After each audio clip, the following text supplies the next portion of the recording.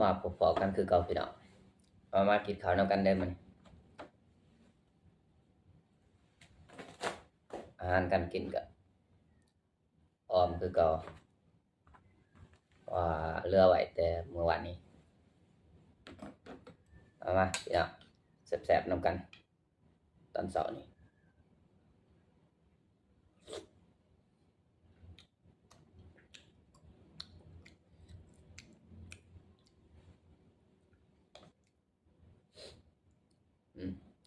ยังร้อนอุ่นเอานะเพราะว่าใส่ตู้เย็นไว้แต่วันกินบ่เบิด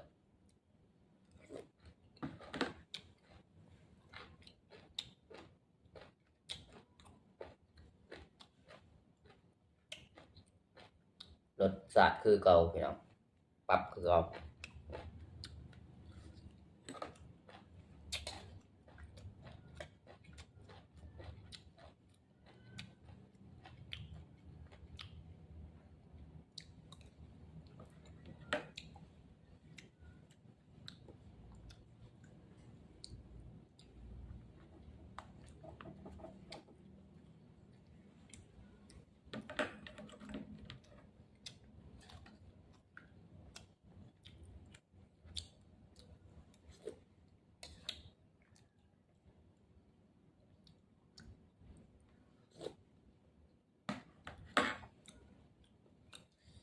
ผู้ใดเบิ่งคลิปนี้ก็